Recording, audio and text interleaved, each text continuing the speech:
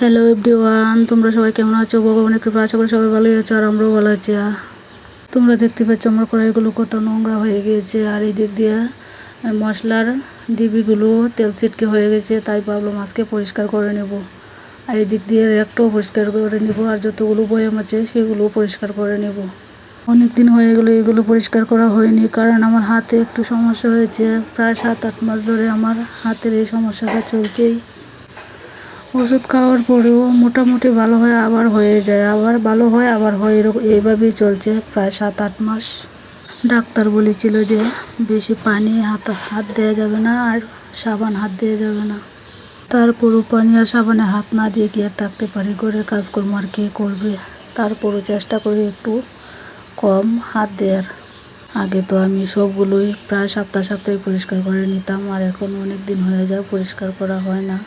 কারণ এইগুলো পরিষ্কার করতে গেলেই অনেকক্ষণ পানিতে সাবানে হাত রাখতে হবে, তাই আর বেশি বেশি পরিষ্কার করি না, মাঝে মাঝে পরিষ্কার করি। আমার কড়াইগুলো কিন্তু হালকা মাজলে পরিষ্কার হয়ে যায়, কারণ এইগুলো শিরিষ কাগজ দিয়ে ঘষতে ঘষতে অনেকটা পিচ্ছিল হয়ে গেছে। আর এই দিক দিয়ে দেখতে পাচ্ছ ছোটো কড়াইটা একদম চকচক করছে, আর বড়োটা একটু কালচে কালচে। বড়ো কড়াইটা হাজার ঘষার পুরো এরকম কালচে থেকে যায়। এই দিক দিয়ে পাটা শিলটাও পরিষ্কার করে নিয়েছি, সাথে চুলা দুটো পরিষ্কার করে নিয়েছি। তারপর জিনিসপত্র এক এক করে জায়গা মতো গুছিয়ে রেখে দিয়েছি। তারপর শুরু করব দুপুরের রান্না। দুপুরের রান্না করার সময় আমার ছেলে আজকে একটু কান্নাকাটিটা বেশি করছিল, বুঝতে পারছিলাম না ওর কী হয়েছে। ভাতটা আমি কুকারে বসিয়ে শুরু করেছিলাম মাছ কাটতে, কিন্তু মাছ কাটাটা শেষ না হতে আমার ছেলে প্রচুর কান্নাকাটি করছে। তারপর ভাবলাম মাছ কাটা ভাত দিয়ে ছেলেকে দুধ দিয়ে কিছু ভাত খাইয়ে দিই। ভেবেছিলাম হয়তো ক্ষুধার কারণে এইভাবে কান্নাকাটি করছে। তারপর ভাত খাইয়ে দেওয়ার পর আবার আমি মাছ কাটতে বসেছিলাম, আবার আমার ছেলে কান্নাকাটি শুরু করে দিয়েছে। তারপর কুলে করে নিয়ে ওকে আমি ঘুম পাড়িয়ে মাছগুলো আবার পরিষ্কার করতে বসেছিলাম। দেখতেই পাচ্ছ মাছটা পরিষ্কার করতে দেরি হওয়ার কারণে কেমন জানি মনে হচ্ছে একটু নষ্ট হয়ে গিয়েছে। তারপর মাছগুলো কেটে পরিষ্কার করে নিয়েছি। 2 ধরনের মাছ ছিল, আমি আলাদা করে নিয়েছি মাছগুলোকে।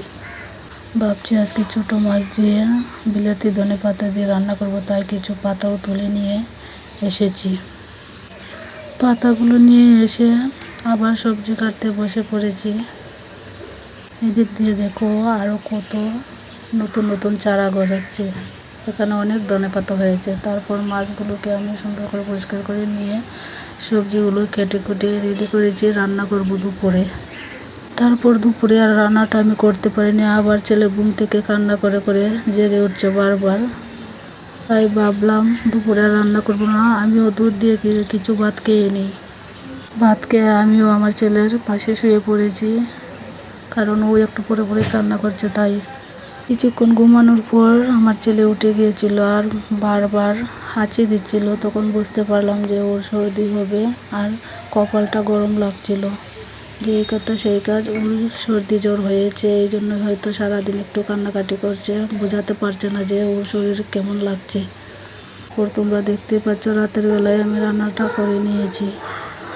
একা একটা বাচ্চাকে সামলানো আর ঘরের কাজকর্ম করা কত যে কষ্ট, সেটা একমাত্র তারাই বুঝবে যারা একা একা একটা বাচ্চাকে সামলার ঘরের কাজকর্ম করে। আমাকে অনেকেই বলে তোমার আবার কিসের কাজ, একা একা একটা বাচ্চাকে নিয়ে সারাদিন হালকা টুকটাক কাজ থেকে এগুলো করতে আর কি সমস্যা হয়? এদের কথাগুলো শুনলে আমার এতটা কষ্ট লাগে, কি আর বলবো। বাসা বাড়িতে যারা একা থাকে তারাই শুধু বুঝে কি যে কষ্ট।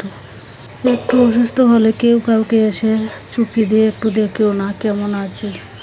এই যেমন ধরো আজকে দুপুরবেলা রান্না হয়নি, যদি গ্রামের বাড়িতে থাকতাম হয়তো কেউ না কেউ এসে বলতো খাওয়ার জন্য, বা আমার ছেলেকে নিয়ে খাইয়ে দিত, কিন্তু এখানে তো আর এটা হয় না। এই যে 5 মিনিটের জন্য কারো কাছে রাখবো এই ভরসাও নেই।